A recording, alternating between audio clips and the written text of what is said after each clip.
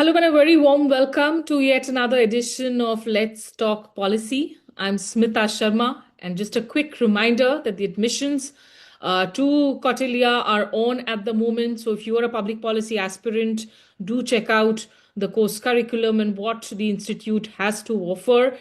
And in these deep dive conversations, we try and talk about issues that matter and issues that should be of crucial importance to any policy aspirant too. On this edition, I have somebody who needs little introduction, but he's definitely one of India's foremost legal scholars who is here with us, has led several, in fact, legal organizations, the National Law University, whether it's Nalsar in Hyderabad, whether it is in Odisha, is currently also with the Chanakya Law University in Patna, the Vice-Chancellor, a prolific author, and somebody who I have immense respect for. So, welcome, Professor Dr. Faizan Mustafa, on this edition of Let's Talk Policy. Thank you, Sundar. Thank you. And also, for all those who are tuning in, let me remind you that if you have questions, we encourage as many questions as possible on this, in fact, conversation. It's unlike the television studio debates. So feel free to raise the emoticon, the raise hand emoji, and I will start taking in questions in a bit instead of just being the only one who gets to question Dr. Mustafa. I think it's a very timely talk, given that we will be celebrating the country's 77th Republic Day. And Republic Day is the time that commemorates the enactment of the Constitution of India, of course, which happened on 26th of January 1950. And there has been this entire debate happening around the Constitution, in particular when it comes to the word secularism. For the last couple of years, every now and then there has been a debate whether secularism should remain a part of the Constitution, the preamble, or not, because it wasn't, remember, in the original preamble, it was only added later on. I thought with Dr. Mustafa, we can focus on the Indian Constitution, the way we celebrate it, its strengths, what needs to change, and particularly the secularism debate, the rights of minorities as well. So feel free to weave in your questions as well as we move along. So, if I may start by, asking the first question, really, when we look at the word secularism, and it really means that the state has no official religion, it treats all religions equally, does not favor or discriminate against any religion. Now, in an article in the Hindu where you wrote that secularism was implicit from day one, but it was, of course, made explicit later on. So, it's not really a Western import for us or just something that came out of the emergency era. Yeah, absolutely. Indian secularism is different from the European secularism because we did not have the kind of conflict Europe has seen between church and state. So, as you know, on the continent of Europe, the clergy abused its power. Then you had Age of Reformation and Age of Reason, and then people like Martin Luther called for reforms, and a Protestant church was born. Our experience with religions has been by and large good. So, unlike the negative idea of religion, we don't really believe in the two-sword theory that the state and religion can't go together. Hmm. Now, we also would like to look at our whole idea of Sarvadharm Sambhav, which is an Indian civilizational principle, and also look for Ashoka, because Ashoka's Dhamma was not some religion.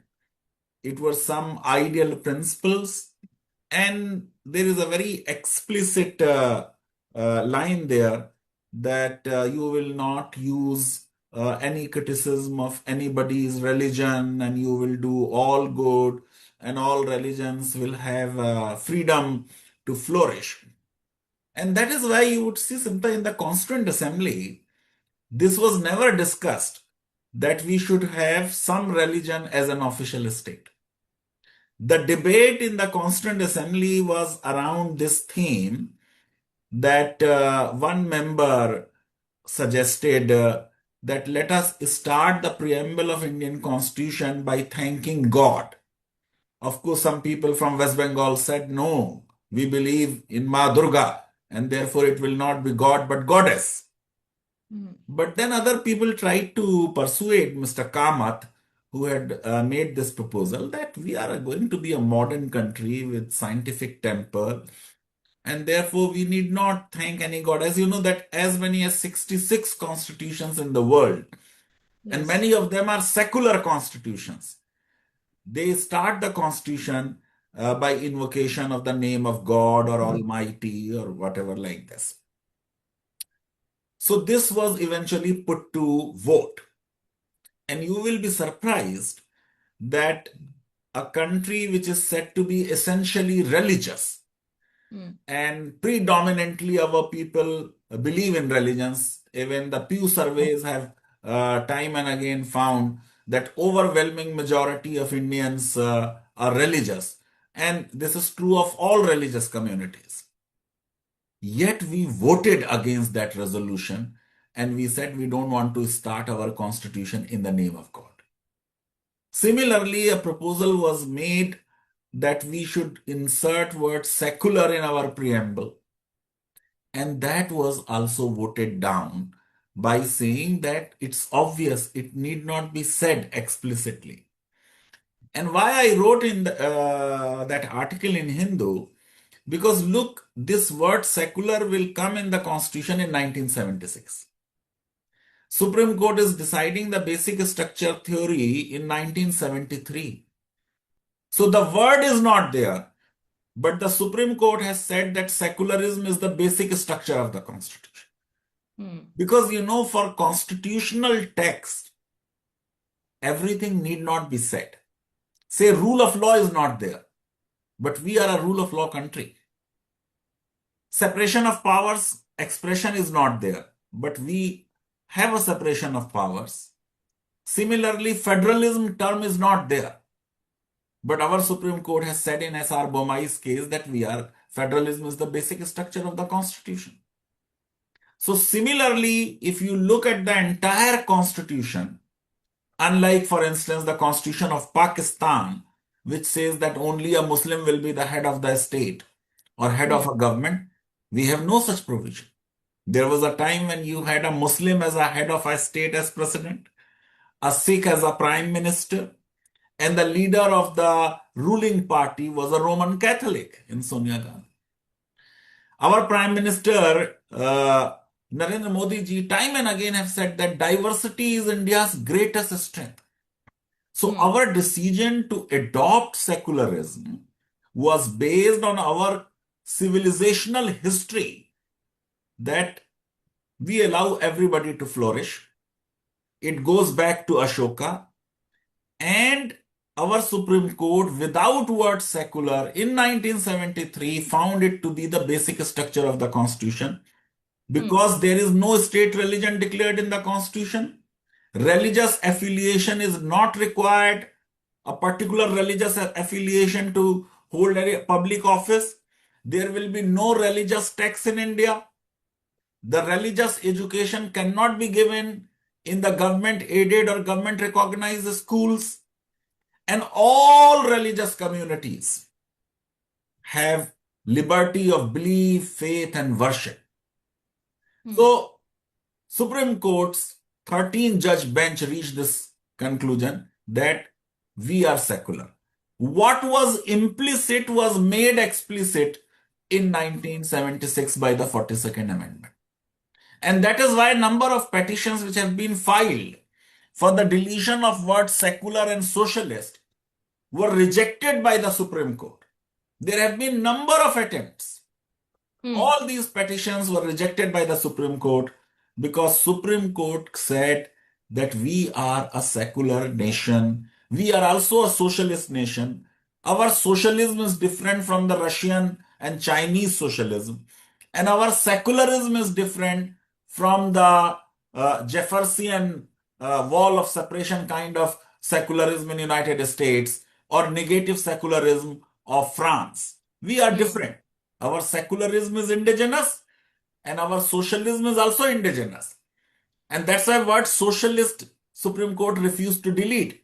Because the moment you are talking of justice, social, economic, and political, Hmm. you are saying it is the obligation of the state to ensure that there is no concentration of wealth and that the community's resources are so distributed as to subserve the common good. And there are no inequalities of income. Basically, you are talking of a socialism of a different type. What is Right. that different type? That you will have a public sector, you will also have a private sector. At times, the public sector will dominate the private sector. At Hmm. other times, they will work harmoniously. Today, we are in a situation where we are encouraging post 1991 private sector. So, private sector seems to be in a driving stage right now. So, of course, you've laid this overall context and very important points right at the start. And I'm going to circle back in on certain specific threads of this conversation. And just a quick reminder, if any of the participants have a question, feel free to either drop it in the chat box or use the raise hand emoticon. And another 15 minutes from now, I'll start taking the audience questions too. Um, you know, of course, you talked about the difference of this entire lens of secularism, or the difference of the constitution, whether it's the French constitution, the American constitution, and how it is different. So why does this inherent sort of thought, which has been projected over the decades, over centuries, that the French and the American values are perhaps more democratic? Would we say that, of course, we have a constitution that is really very progressive, very liberal, and something that we need to really cherish and fight to keep it the way it is? No, you see, countries like Greece or countries like United Kingdom, nobody has ever challenged their democratic character. Now, if you look at England, the King of England is the head of the Anglican Church, Hmm. and you have a national anthem, God Save the King. So, there is a model of secularism which France and America represent. And there is another model of secularism which Greece or England or several other Scandinavian countries would present. Now, under this second model, the first model, French and American model, is called separation model, that the church and state are separated. The two-sword theory, as I referred to. The British model is called jurisdictional model. Now, the jurisdictional model says that while king is the head of the Anglican Church, and you must have seen how the coronation of Prince Charles happened. It was live throughout the world. How the Archbishop of Canterbury, reading from scriptures, will put the crown on his head, and how they will invoke the name of God and name of Jesus and this and that. But all minorities and followers of all religions in England have all the freedoms when it comes to question of religion. Similarly, in the Greek constitution, you have one line that refers to, that they thank Trinity and invoke the name of Trinity, but then all freedoms are given. The bigger question before us was, as Nehru will put it, that the government of a country like India with many religions that have secured great and devoted following for generations can never function satisfactorily in a modern age except on a secular basis. When you do not have religious homogeneity, Christianity reached India quite early. Islam reached India in the lifetime of Prophet Muhammad himself. So you have so many religions. So many religions were born in India. Judaism, no, not Judaism, Buddhism and Jainism, Sikhism. So the idea was that we have to give religious freedom because we have different kind of people. So Dr. Radhakrishnan who is a great philosopher and subsequently became our second president also, he said that we hold that no religion should be given preferential status or a unique distinction, that no one religion shall be accorded special privileges in national life or international relations, for that would be a violation of basic principles of democracy and contrary to the best interest of religion and government. No group of citizens shall arrogate to itself rights and privileges which it denies to others. No person shall suffer any form of disability or discrimination because of his religion, but all alike should be free to share to the fullest degree in the common life. So this was our idea of framers of our constitution when they are making the constitution, that everybody will have an equal right. In the public square, religion will have no role. There will be no official state religion. Now this shows India's march towards modernity.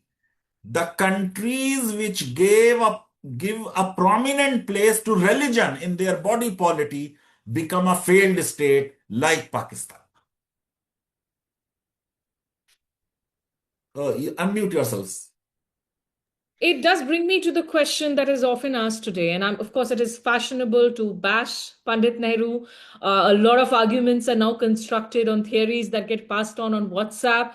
But if we were to look at, it's often said that Pandit Nehru, in the adoption of secularism, he explicitly wrote in his autobiography of how he called what he called basically unorganized religion, organized religion filled with horror, almost Because always. he was agnostic.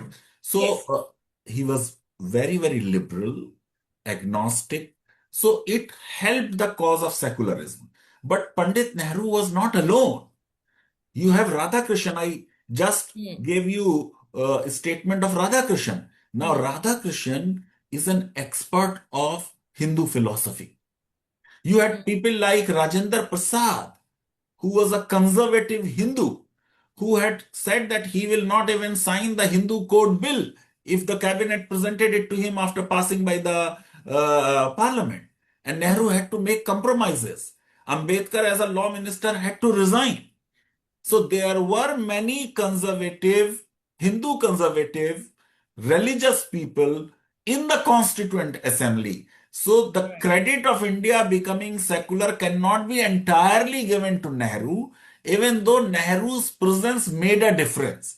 But he can't be exclusively either blamed or Hmm. credited for us becoming secular, because there was never at any point of time in Hmm. India's freedom movement ever any confusion on this question that as and when India will get independence, it will not become a theocracy, it will become a modern liberal democracy.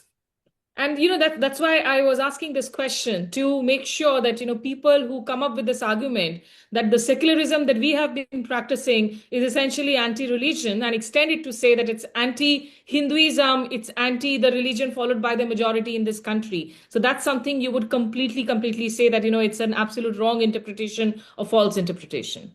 You see, so many religious practices we permit in the public square, Hindu religious practices, because we treat them not as religious practices but as cultural practices.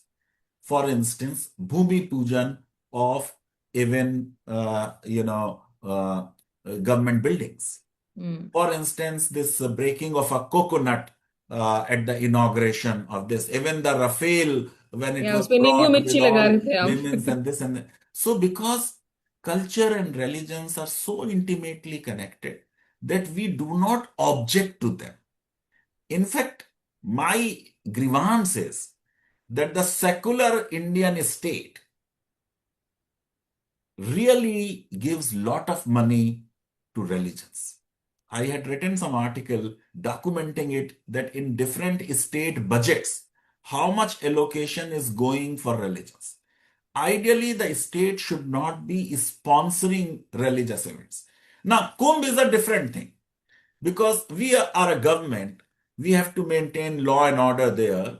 So management of Kumbh is to be done. You can't say that how can a religious event be managed by the state? That's a different problem. But promotion of a Kumbh, so to say, or trying to take a political mileage out of that, that may go against the spirit of the constitution. But Indian secularism is such that if you even tilt towards religion, we really don't mind. But in United States, where you have uh, a separation model, you cannot have any religious tax, you cannot have anything to do with religion. There are US Supreme Court judgments in which the US Supreme Court judges, including their Chief Justice, have said, we are a Christian nation with a Christian soul. And that is why when United States summons us on secularism, I say no. Indian model of secularism is a unique model of secularism. We are very proud of that secularism. Even BJP Jansan, Hmm. in their early days, Advani ji and Vajpayee ji used to say that this secularism of Congress is not good. We will bring positive secularism. The whole argument was that this secularism of Congress is based on appeasement, and we will bring a positive secularism, which their slogan was appeasement of none, justice for all. Today, the minorities want exactly this. They do justice to all and don't appease Hmm. anybody. Hmm. But that's a far cry, doesn't it? I mean, when you look at what would the founding fathers of our constitution be saying today, sir, when they saw what's happening with, say, for instance, the Kavadiyas, the flower petal being showered So on them that's a from law and helicopters order using state issue, but resources. but but but the way state condones, you know, aggression by them, or they attacking other people on the road, uh, that doesn't. I would say that the state should carry out its duty of maintaining law and order, ensuring that the Kawaryas peacefully march uh, to the Ganga Ma and pick the holy water. But because everything is getting tied to the electoral arithmetics, Hmm. and that is not good for any country. You know, one can stay in power, one should be able to win elections without polarizing the society. You need to have a positive agenda, inclusive agenda, on which you should win elections. So there are people who have been writing that basically the state condones whatever wrongs are committed by them, and it's not just the minorities which are affected by them. At times, the Kavaryas misbehave even with the elderly Hindus, which is not good, which is not civil. Right. Okay, so I'm going to take in one audience question from the chat box. It's a very basic question, something that we've already been talking about. But Tapaswini Reddy wants to ask, how do the Constitution and secularism together support nation building? No, the whole idea of a nation in the modern sense is a very recent one. The whole idea of nation state, how it originated in Europe, is an idea of about 100 years, 130 years, like that. But Indian idea of a nation is in continuum. So even when Mughals are here, or Kushans are here, or other Greeks were here, that idea of nation, of unity of a country continued, even though we did not have a centralized authority. You had different Janapads even in ancient India. So the idea of nation which constitution envisages is that there is equality of status and opportunity, there is justice, social, economic, and political, there is liberty of thought, belief, faith, and worship, there is dignity of individual, and the constitution attaches a goal for our nation. And that goal is fraternity, brotherhood, and sisterhood. And therefore, anything which adversely affect the harmony, peace, and fraternity is basically the anti-national activity. So constitutional idea of a nation is that every individual's dignity will be protected. There will be justice, there will be equality, there will be liberty. You are free to follow whatever religion you want to follow.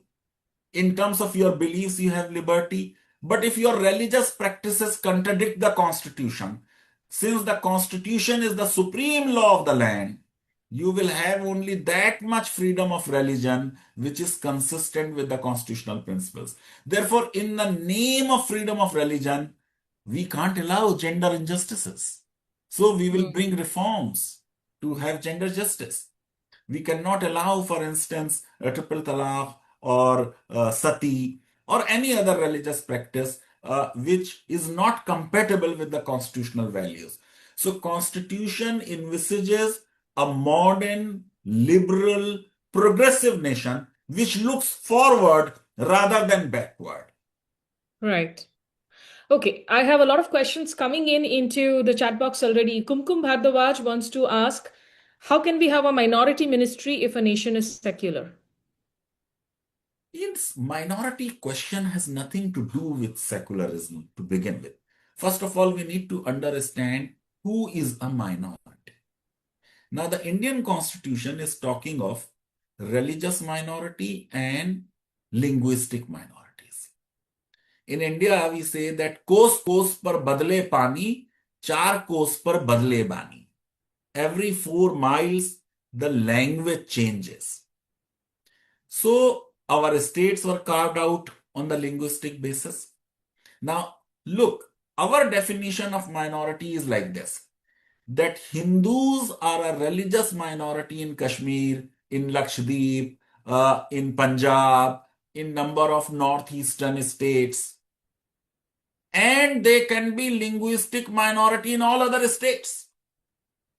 So if you are a Tamil Brahmin and you come to UP and you set up an educational institution, it will be a minority institution. Even in Delhi, you have number of Hindu Sindhi minority institutions. Their cases have gone to the Supreme Court, and Supreme Court has given them minority status. I recall that in late 60s, Punjab government issued a circular that all examination in Punjab higher education institutions will be written in Gurumukhi. Now the R.S. Samaji DAV College, Jalandhar challenged it, and Supreme Court held that these people, Hindi-speaking people, Hindus, are a minority and this circular cannot be imposed on them. So our idea of a minority is like where you are. If you are in UP and you speak Hindi, you are not a minority in terms of language. But if you are in Telangana, Andhra, Kerala, Tamil Nadu, Nagaland, Bengal, then you are a minority. So there is no appeasement of minorities. In fact, Government of India's Modi government's data says 62.5% people in minority institutions are non-minorities. So minority institutions are basically educating non-minorities. How many Christians are there in St. Stephen's or in Xavier's? And what is the right which constitution gives to minorities? To set up educational institutions of liberal education, modern education. And in those educational institutions, they cannot say that we will educate only Christians, only Muslims, no, or only, Hindi speaking people or Tamil speaking people, because the whole idea is that others should also come to know about your culture and about your religion. And that is why in minority institutions, majority of people are non-minority. So minority protection, minority institutions, and secularism, there is no contradiction. In fact, the Right. whole idea is that the majority community can take care of its religious and cultural interests by the sheer numbers they have. Yeah, But for the absolutely. minorities, you have to create an ambience, a place where their culture can flourish. Say, if I have to play Holi, I need my Mathura kind of people who will play Holi with me because it is a group rite. So there Mm. are individual rights and there are group rights. If I have to do Matam in Muharram, I need people who have allegiance to Imam Hussain. I can't be doing it even with Sunni Muslims. I need Shia Muslims with my to do that. So if Gujarati as a language is to be preserved, I need a place where Gujarati people will be there, and therefore I would have a Gujarati minority institution where I will have some reservation for Gujarati speaking people. This is a Right. constitutional idea of giving additional protection to those who are numerically inferior. It's so beautifully explained. And also, it just reminds me of the number of times I've seen young people who may have gone to, say, for instance, write an examination in Jamia, and they come back very surprised and tell us, oh, it's so different. We didn't expect, because it's rooted in two beliefs. One, that because it's Jamia, it would essentially only be Muslims on campus, and B, that those Muslims would only be traditionally conservatively dressed. So they really come back so surprised with what they have just been sort of, the experience. Isn't the Constitution gives people right to set up religious institutions under Article 26? So you can set up a Vedic school, you can set up a Christian, religious institution, you can set up a madrasa. And now this is a right given to every single person. But when we are talking of their right to set up minorities, right to set up educational institutions, the idea is that they will set up educational institutions of liberal education. So it is in the interest of the country that Muslims, rather than going to madrasas, go to modern education so that their mental horizons get broadened. Hmm. Okay. Niharika Gogoi wants to ask, is overemphasis on Indian knowledge system a threat to secular education in India? No, absolutely not. One should be proud of one's civilizational legacy. Now, zero is part of our knowledge system. Diplomacy and economics, Kautilya's Arthashastra is a part of Indian knowledge system. So we should not shy away, as Gandhiji said, to learn from everyone. So we learned English and we learn all the Western authors, Western sciences, but we should also be proud of our own civilization. So I think uh, studying Indian knowledge system in no way is going to narrow down our minds. In fact, our minds are too narrow. Now, look at what is this Indian knowledge system. If I can say, let us look at the Hindu knowledge system. Hmm. They even did not give themselves the name. Even name Hindu will be given by somebody else because they thought it is irrelevant. Hindu religion is so tolerant, so accommodative that they did not even care to give any name and identity to their religion. This identity was given by foreigners. And when foreigners came in, then they came to know and they wrote that Hindu religion is this and Islam is this and Christianity is this. Two, even if you become atheist, you will remain a Hindu. So I think if we go back to real Hinduism, real Sanatan Dharma, and go back to our knowledge system, look, teachings of Buddha, teachings of Jainism, I think we will be better off as a country. The aggression which we see today in ourselves and in public discourse is alien to Indian knowledge system and Indian values, and it is against Indian civilizational norms. Yeah, truly. I mean, the kind of political rhetoric we hear around the civilizational norms, but they have become very contradictory in nature. Madiha actually has a related question and asking that when religious identity begins to influence public policy and electoral politics, how can the constitution realistically protect secularism without overstepping democratic choice?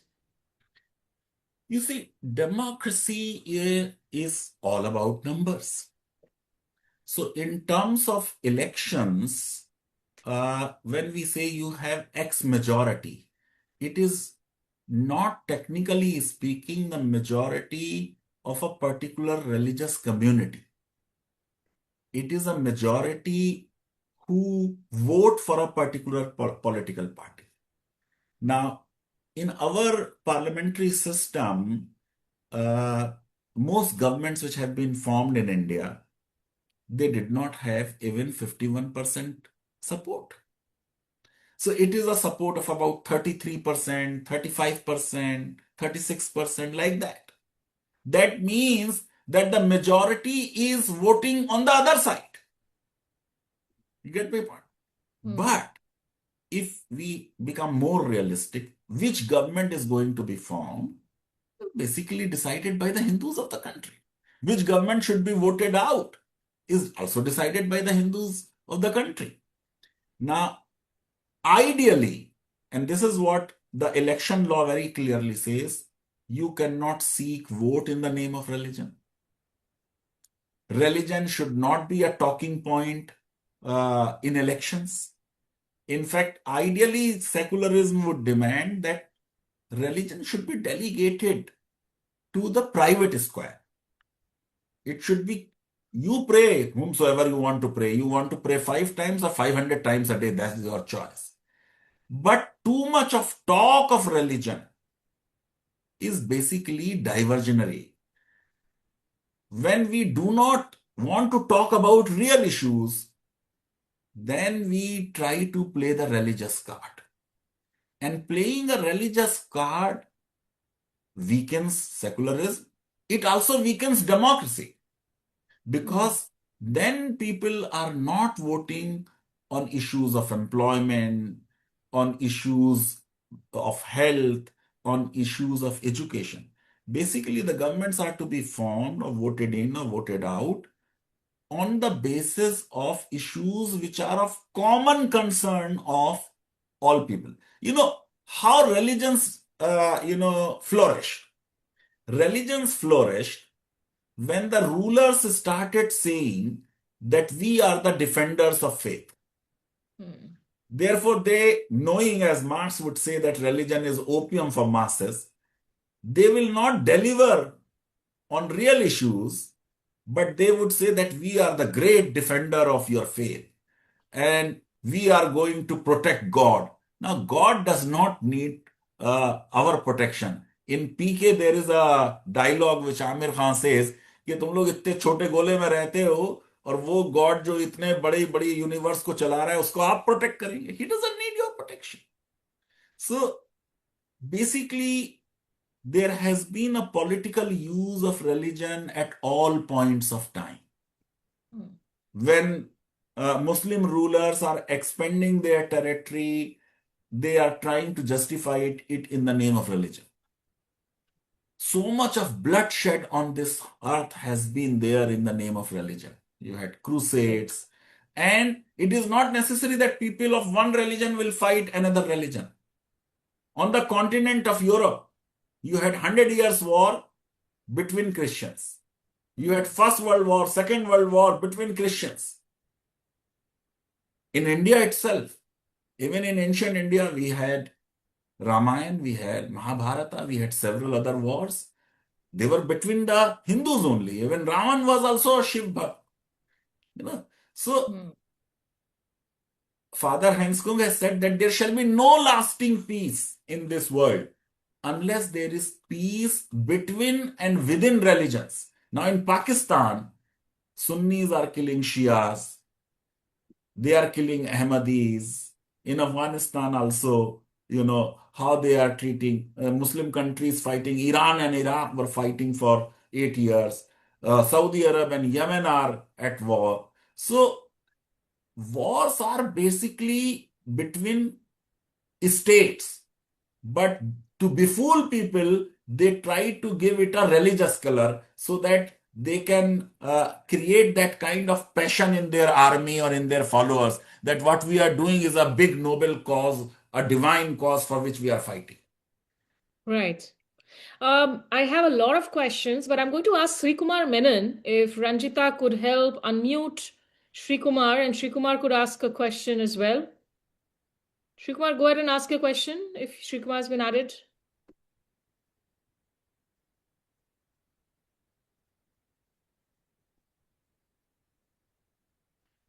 There's Manish Gupta also who is asking what will be the way forward for secularism. Sri Kumar, if you are added, then you can unmute yourself and ask the question, please.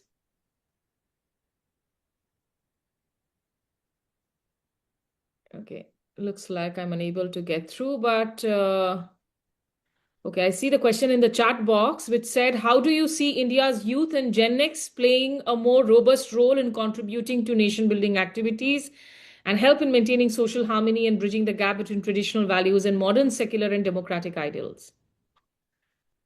If we can really contain the religious propaganda and conversations around religion, I think our youth can lead us to really becoming a wish guru in the real sense of the term.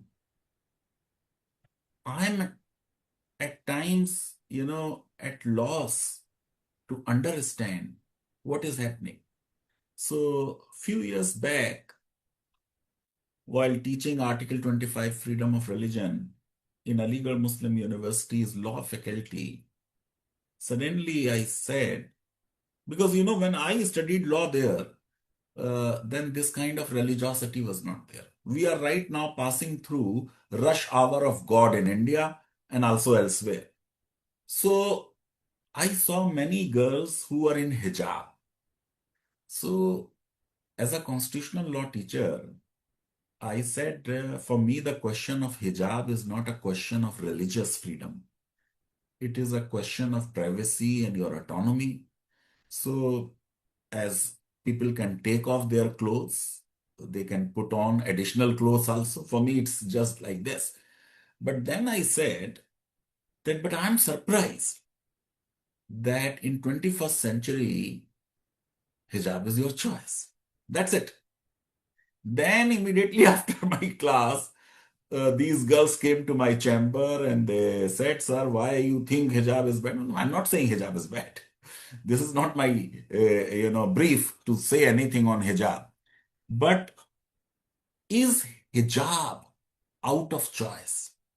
What many of us don't understand that in many conservative Muslim families, these girls do a bargain with their parents and brothers that, okay, you allow us to go to the college or a university and we will put in hijab. And therefore, when we do not allow them, ultimately the effect would be that they would be deprived of liberal education. And this is the point which Justice Dhulia of the Supreme Court has flagged in his judgment on hijab. So the question is, are girls putting hijab out of their own free choice or because of this bargain which I talked of? Because you see, when in India, in Bangalore, the Muslim girls, and some of them are doing exceedingly well, somebody topped the NEET exam, somebody excelled in other exams. Muslim girls in Iran were not only throwing out their hijab, were also cutting their hairs. Yes, And then I absolutely. read a very interesting tweet by someone that if in India, in Bangalore, no Hindutva people will force us not have hijab, we will certainly have hijab. And if in Iran, the mullahs and ayatullahs would force us to have hijab, we will throw hijab and also cut our hairs. So the whole question is whether somebody will have hijab or will not have hijab is to be decided by that particular person. My worry about India is that compared to our generation and the generations before, today our youth is also obsessed with religion. Hmm. And this excessive dose of religiosity, which unfortunately is devoid of spirituality. You have Yes. religiosity and you do not have spirituality. One can be very, very religious, but very spiritual. If you are religious, how can you shed human blood? How can you have hate in your heart for anybody? Now, Quran says, if you kill one human being, it shall be deemed that you have killed the whole humanity. So, this excessive religiosity based on othering, based on hate, will not make India great. In fact, it is against the Indian civilizational values. ये हमारी सभ्यता के विरुद्ध है, सभ्यता के साथ अन्याय है, और हम सभ्यता का नाम लेके ये करें तो इससे ज्यादा तो कोई बुराई हो ही नहीं सकती. बिल्कुल सर, तो ये इनफैक्ट डॉक्टर शुचित यादव है एनएलयू प्रयागराज से, who's also asked a question, and keeping in mind what you have been saying, so do you feel that somewhere maybe with the hindsight of wisdom that we look at things, did the constitution makers falter somewhere when in this entire debate? Also, he also goes on to ask that, do you think the practice of secularism over time has neglected the sentiments of the common Hindu population? And why do many secular individuals appear to have become rigid practitioners of religious identity? You said that the youngsters today are also way more rigid in their religious identity. No, it is to be understood like this. Say Rajendra Prasad or Radha Krishan or about Gandhi ji. Is there any doubt that these three people were religious people? Now, this is the real stories. That one who was religious, Gandhi ji, he is talking of harmony. And one who is an atheist, Savarkar, is not talking of harmony. Maulana Azad, who is religious, is opposing partition. And Jinnah, who is not a practicing Muslim, will take drinks, will eat pork, did not know of any Muslim, is talking of Muslim cause, is talking of Muslim nation, is dividing the country. So, religion, what is a true religion? Gandhiji said that the true religion will construct bridges of solidarity between people. So, the moment you have to decide whether a person is really religious or not, you have to see this. Does he have respect for fellow human being? If he has hate, he may be anything, but he is not religious. This is one. Two, I have written on this, and my liberal secular friends are very unhappy on this view of mine. I believe that probably our country in 1950 was not ready for secularism, and certainly it is not ready even today. The visionary framers of the Constitution overrated us. And therefore, probably it would be better that some kind of satisfaction of the Hindu sentiments should be constitutionally recognized. And that is why I had written that let us write in the Constitution that Hinduism is the dominant spiritual heritage of India. And then give whatever rights are there to everyone. This recognition of Hinduism as a dominant spiritual heritage is consistent with the history, consistent with our society. Nobody can deny that it is not a fact, it is a fact. And therefore, writing it in the Constitution would probably serve the purpose. I believe that maybe we may move little bit away from the separation model and go to the jurisdictional model of United Kingdom, where this kind of separation is not there. But ultimately, it is not the question of just recognizing Hinduism, because Hinduism is classical Hinduism. The political use of Hinduism, Savarkar is on record that Hindutva and Hinduism are different. He himself says that these are different. At least on Hindutva, whatever Savarkar says, we have to accept. He was also opposed to whole cow issue. His views Yeah. were very, very radical on that. So the point I'm trying to draw home is that if recognition of Hinduism as a dominant spiritual heritage can pacify our Hindu brothers, and the madness about religions can end, and we become more rational, because the one of the fundamental duty is to have a spirit of scientific temper. Constitution favors rationality. Now look kind of serials and programs we have on national TVs. They are promoting superstitious things. Yeah. Now this is absolutely violation of fundamental duty and a direction. Now what is the difference between India and Pakistan? We opted for secularism and scientific temper, and they opted for Islam. And today we are a great power of the world, and they are a failed nation. And who is saying that Pakistan is a failed nation? Their own president, Pervez Musharraf, has written it in his book. That's right. So, of course, what you're saying would be ideal, would call for a utopian setup. I don't see, unfortunately, depressing as it sounds, we are anywhere close to it. And in fact, the point that you raised about media, there's a related question by Aruna Markande who asks, to what extent does biased media coverage influence religious hatred, and how can constitutional principles of secularism be effectively enforced in media regulation? No, very interesting question and very pertinent question. One, there is absolutely no doubt that media is encouraging the hate project. It is an active participant in that, in the othering project. Now, controlling media is a very, very complicated task.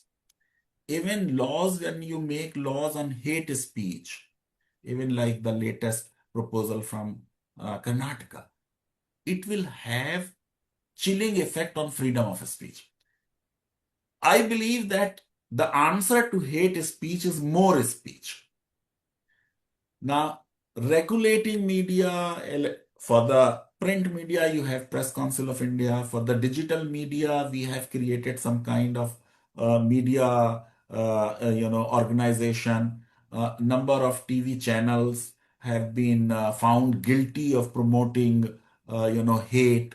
Uh, but ultimately, one will not favor censorship. As a constitutional law teacher, for me, it is very difficult to favor censorship. So there has to be some kind of uh, internal regulation and mechanism which should work. Today, I would say that the best thing which people can do is that they stop watching that particular channel. Now, once their TRP goes down, definitely they will change and mend their ways.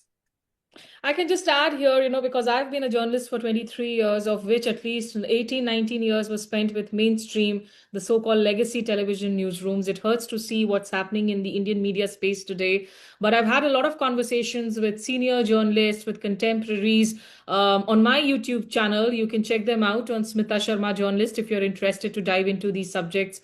We definitely don't want censorship, but yes, there is a lot of introspection that is called for given the everyday prime time mandir masjid debates and the hate speech that is spewed on Indian television day after day. And it's extremely worrisome as a citizen, as of course an old school journalist too.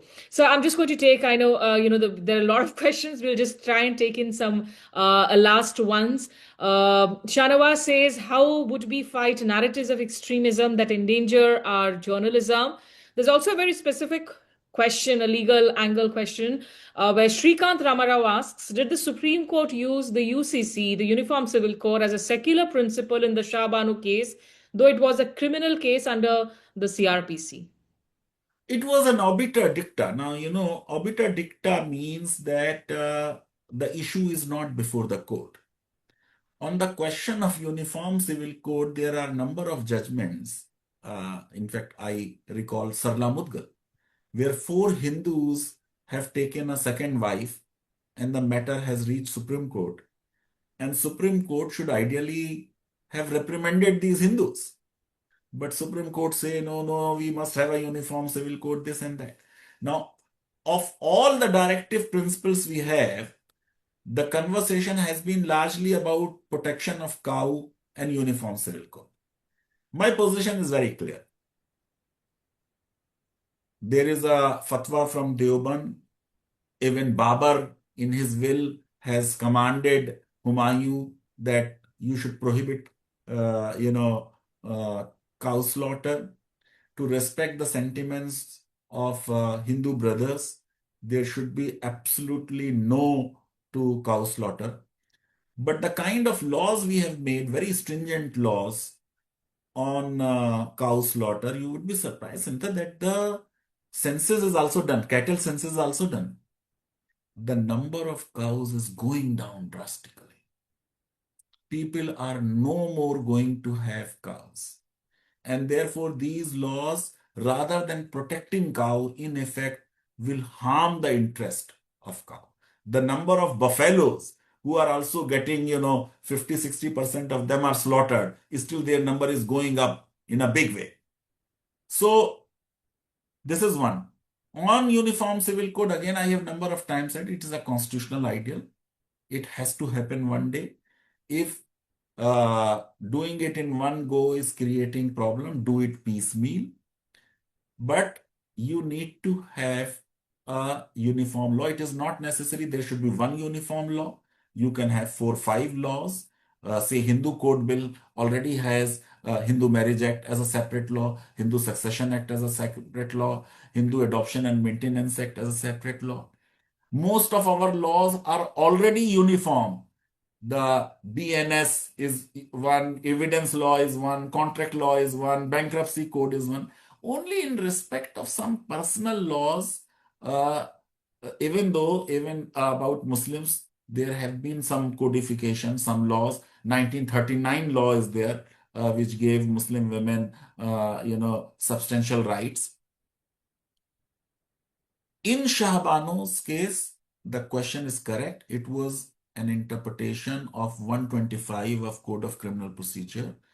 Ideally, Justice Chandrachud should have stayed within CRPC and not made arbiter. But what is more disturbing for me as a student of law is that why in this case unnecessarily he has to quote Quran.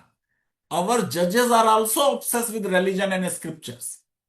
In number of Indian judgments which are given under the common law, modern law, they start with what is there in Vedas, what is there in Quran, what is there in this, which is unnecessary. And in a secular country, the judges should ideally not go to any scripture. Now, the question in Shahbano was that whether the dower amount or meher amount that has been paid, it acts as an exemption from payment of maintenance because section 127 of CRPC, then CRPC has said that if an amount due under customary law has been paid on divorce, then you are not supposed to pay the maintenance. Muhammad Ahmad's claim was this, that I have paid dower. Justice Chandrachud, senior Chandrachud, is absolutely right when he said, well, dower has nothing to do with divorce. Dower is a consideration of marriage to be paid to women at the time of marriage as a mark of respect. So he should have just stopped here. That dower is not an exemption here because it is not due on divorce, it is due on marriage.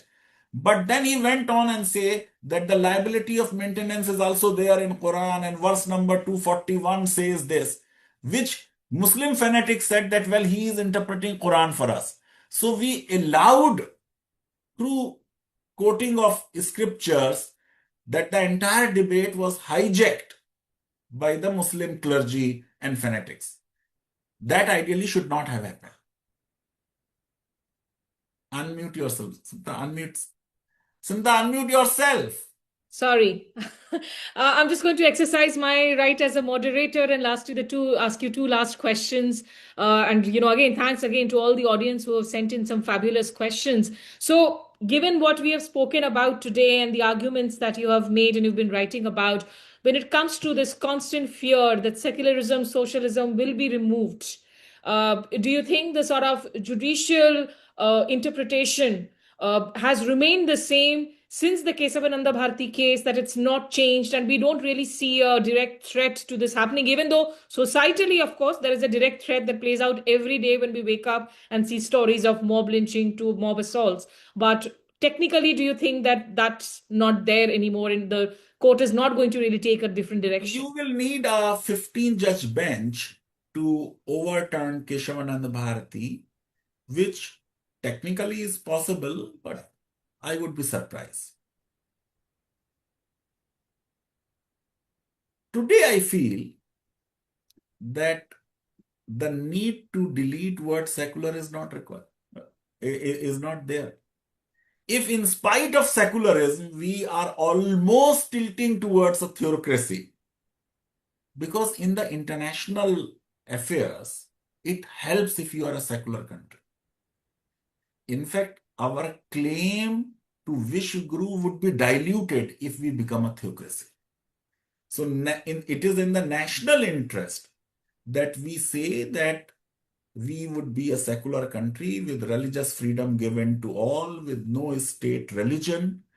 And Santa, I would make one more point, which is very important but has not been talked about. I have written somewhere on this. Secularism is good for religions. This is a very interesting thing. We think that if X religion becomes official religion of the state, it will lead to promotion of that religion. The reality and the history of the word is entirely different from this. When a particular religion becomes a state religion, then a state takes over the control of that religion. So autonomy of that religion goes out. So Shankaracharya will not remain important. Chief minister will become more important. You get my point? This has happened, that mullahs have taken control of a state in Islamic countries. Christian priests have taken control of the Western countries. So religions have been damaged by the state, because once a particular religion becomes a state religion, it is no more the scriptures and divine forces which will control that religion. It will be the person in power who will control, and who will then decide what is auspicious, what is not auspicious, when to do puja, when not to do puja, when to pray, when not to pray, what is part of Islam, what is not part of Islam, what is Christianity, what is not Christianity. And therefore, it is in the interest of the religion that religions stay away from the state so that they maintain their autonomy and purity. It's very interesting, sir. Shiva has actually pleaded a couple of times in the chat box, so I'm just going to take this one last question. He says, why doesn't the government take corrective action to permanently remove mic sets from all religious places, whether it's temples, mosques, churches? You see, the judgments of the court are absolutely clear that you should not be using loudspeakers in any religious place. What has happened that in some of the states, this law was sometimes, not all the time, if there is an election round the corner, was more rigorously implemented about mosque, but not about temples, and not about 3 or 4 days continuous 24/7, kathas and the kirtans. Look, Kabir Das, some 600 years ago, is saying कि भाई ये जो आप इतनी जोर से अजान दे रहे हो, क्या बहरा हुआ खुदा है? So in modern times, when everybody has a watch, the timings of prayers need not be announced.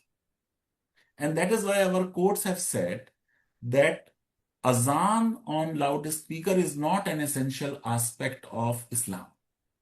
In number of countries, they say that one mosque in a locality will have a azan on a loudspeaker. But in our country, number of mosques will do it. This is one. The other There are laws now which say that how much sound you will have.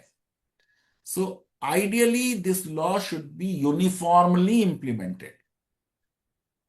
You have no right, Muslims have no right to wake up non-Muslims at 4 o'clock with this Ramzan and this and that. Similarly, this 24/7 uh, kirtan and other things which go on and on and on, but they disturb elderly, they disturb children who are having exams. So if religion is a private affair, it should not be overplayed in the public square. So I am for this, that ideally the government should enforce it uniformly and strictly. Sir, absolute final question. As somebody who is a legal scholar, we've spoken so much about our constitution. But when it comes to the judiciary really protecting what our founding fathers stood for today, when you look at the state of the judiciary, particularly when it comes to denial of bail, the process becoming the punishment, freedom of expression, the rights there, what would be your biggest worry today? You see, generally the record of the court has been that when there is a coalition government, they assert their power more effectively. When there are strong governments, they concede too much to the government. It is not just a question of a Muslim or a non-Muslim. Now, Bhima Koregaon. Muslims are not involved, but even these people have not got bail. So the thumb rule is that whatever be the crime, bail in is a right if it is a bailable crime, and bail is a discretion of judge if it is a serious crime. Now, the discretion of the judge, normally the court's own jurisprudence is that bail is to be the rule and jail is to be an exception. Now, we have passed some laws which have made bail very difficult. Now, in cases like Hemant Soren, for instance, there was no case. This is what the Jharkhand High Court said. If the accused is not likely to influence witnesses, or if trial is not likely to get completed, then ideally bail is to be given.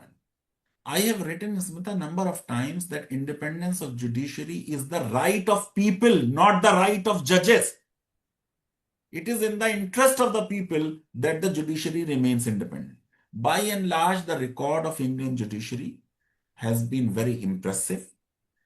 People do trust judges. That's why Jolly LLB, one or two, they said कि अभी भी झगड़ा होता है तो लोग कहते हैं तो मैं अदालत में देखता हूँ. There are a number of cases which government has lost, even in Supreme Court, and routinely it loses in high courts, even in district courts at times. Look at a Delhi judge saying that in the National Herald, the case is not even good enough to take cognizance. Now that shows that our judiciary is still independent. There may be cases, judges are human beings. At times they may give wrong judgments. Those judgments should be criticized, but motives should not be attributed to judges. And we should understand that judges are, after all, human beings, and human beings can go wrong.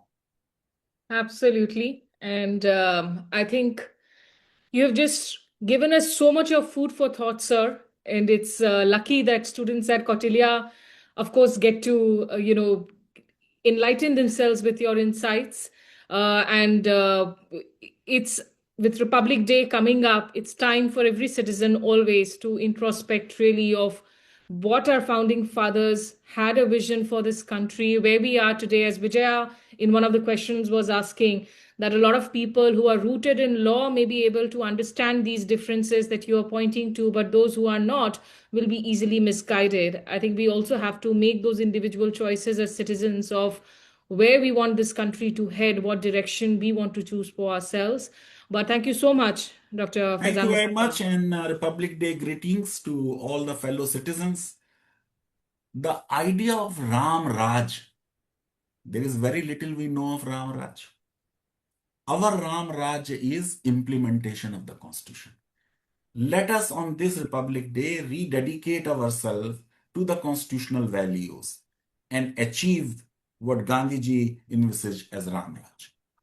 Absolutely. Most importantly, the rule of law, not really the rule of man, as Professor Mustafa has written on many occasions. So, a very happy Republic Day to all of you. Ganatantra Divas ki Shubhkamnaएं, Jai Hind. And if you're interested in a public policy career, do check out the admissions, in fact, prospectus on the website of Kautilya School of Public Policy. Many thanks for joining us. Namaskar, Adab. Take care.